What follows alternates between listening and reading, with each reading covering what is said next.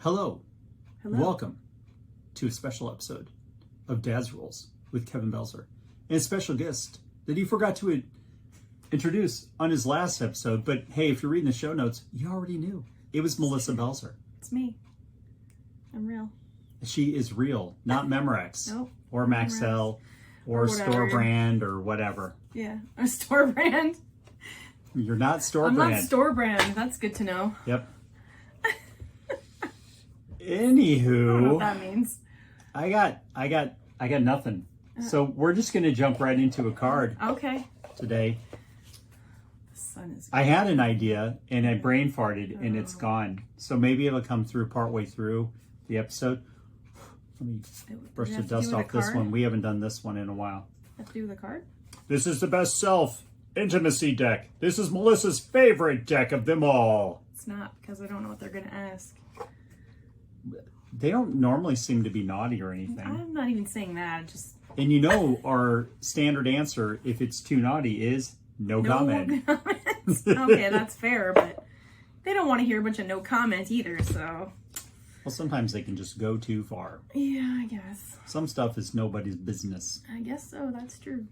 So we have a plethora of options here. Let's just grab a rando out of the deck. All right, well, I've already seen the side of this card, so I guess I'll pick that one. Okay. It's just one I card. haven't seen it, though. This one is a bluish color, and it's titled Relationship. Okay. What are the deal breakers that would make you reconsider our relationship?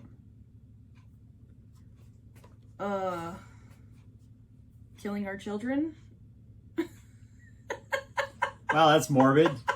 Well, you're talking about deal I mean, breaker? honestly, I think that this card can only go dark. Yeah. That's what I'm like, you're asking. That's pretty far. I mean, like, how far? I think it would be that. It would be supposed to forgive all, but that one would be a tough one.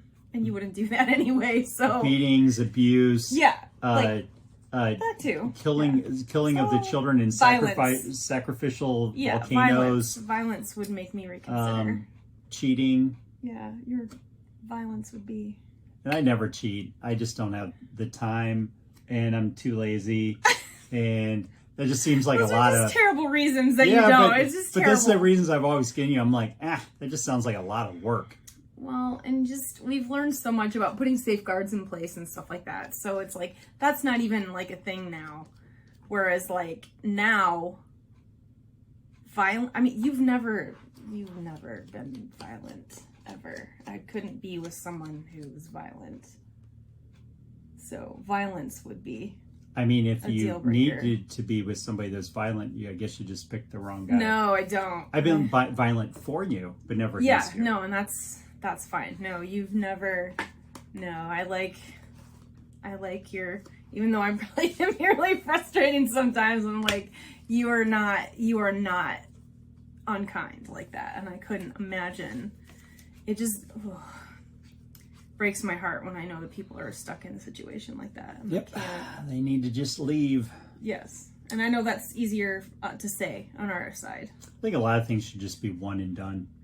Yeah, but they probably are looking at it like, how do I do it? I don't have the money. I can't. They gotta, I don't know. I've never fortunately been there. I don't want to, I can't, I don't know what it's like. I don't know. We've always figured out how to make money and everything else, so I've just never understood the just being trapped in that scenario.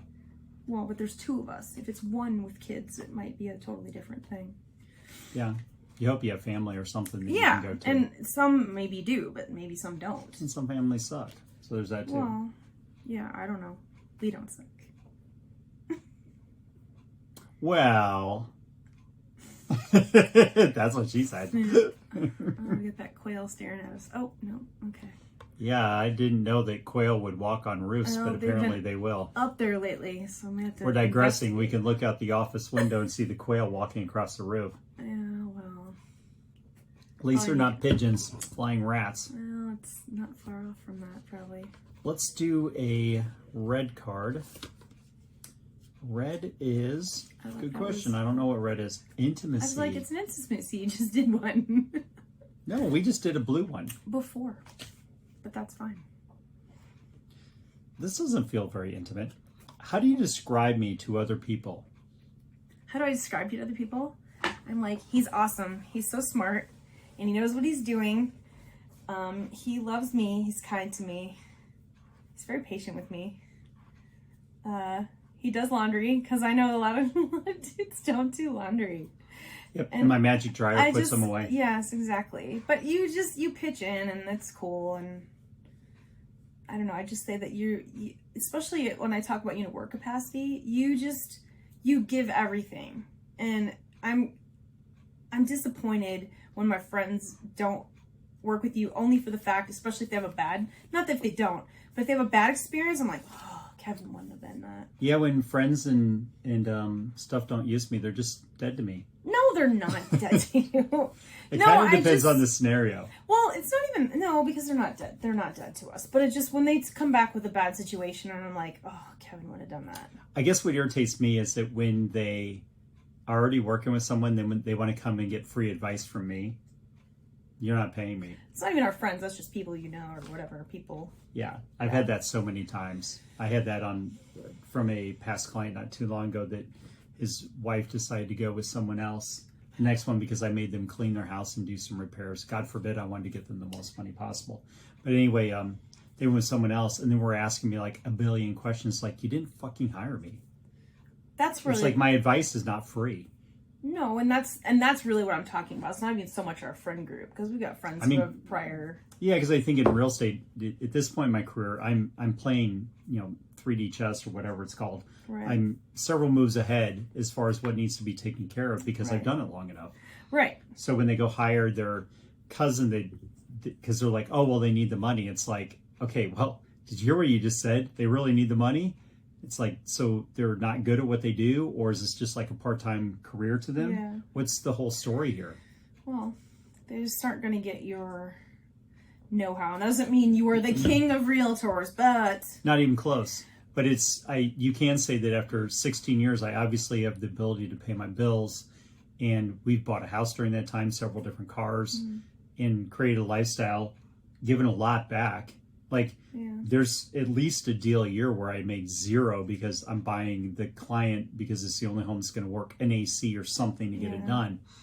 And a lot of times hurting us.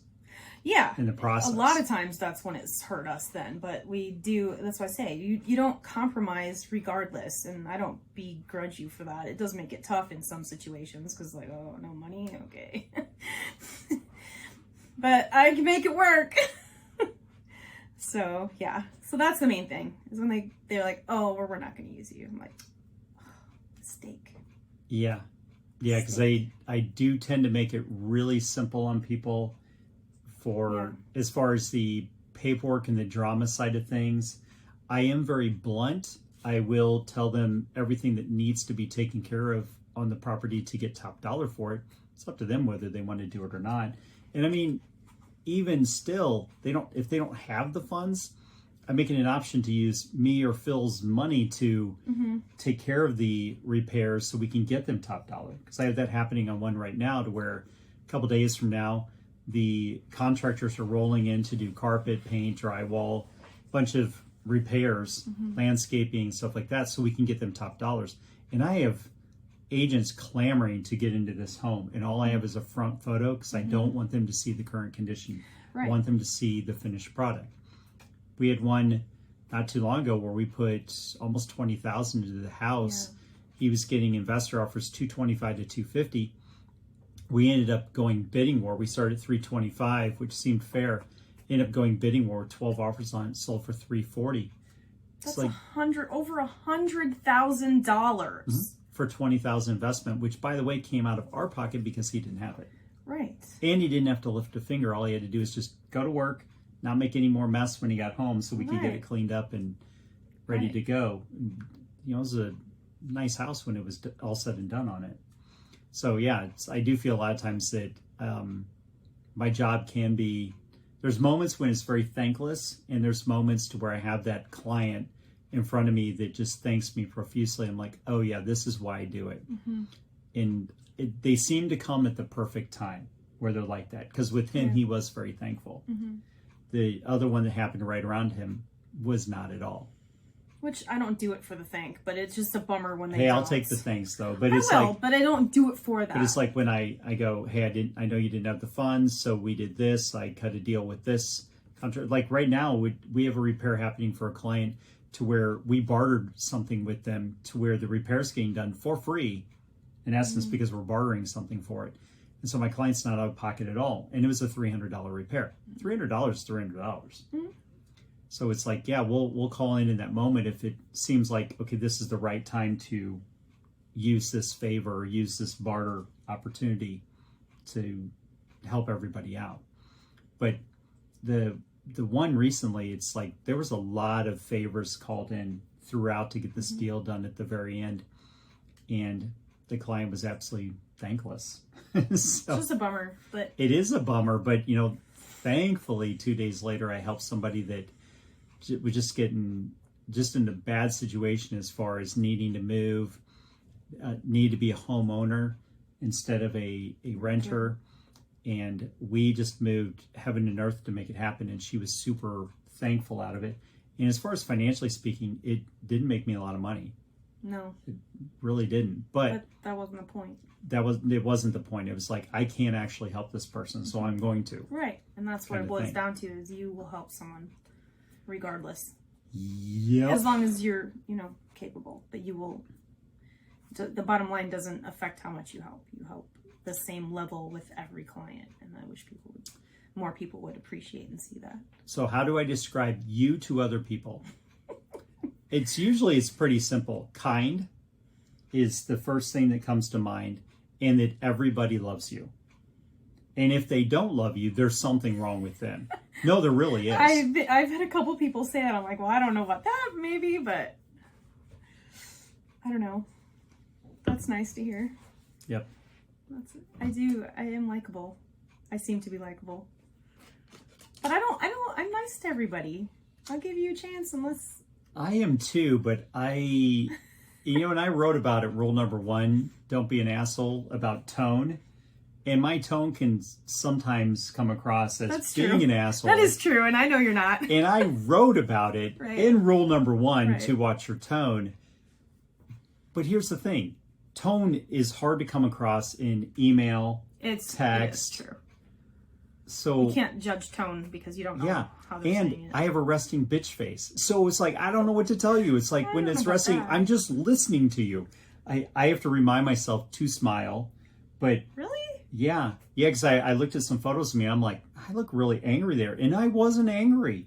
I was just listening I to don't think I've ever seen that. There was a still shot that was taking me at a convention I was at a couple months ago. And when you look at me, I'm like, I looked really stern funny. in the photo. And I'm like, I'm really just listening. And inside, I was happy. I had energy drinks flowing through my system. There was not a care in the world that day. Yet, you looked at my face, and I'm like, I looked angry. But I wasn't angry. See, maybe it's my lens. Maybe I saw it. Maybe I didn't. But if I saw it, I probably, because I know you, I knew that it wasn't angry. So maybe it just didn't occur to me. I have a different lens. Yeah, I don't know. All right, well, we're going to wrap it up here. If you like the show, like, share, review, leave feedback, comments. It's all appreciated. It all helps the show grow. And if you'd like to get cool swag, like the shirt with me on the front, who doesn't swag. need it, or something from our kick-ass line, go to dadsruleswag.com. Till next time, go out and be the kick-ass adult I know you all can be.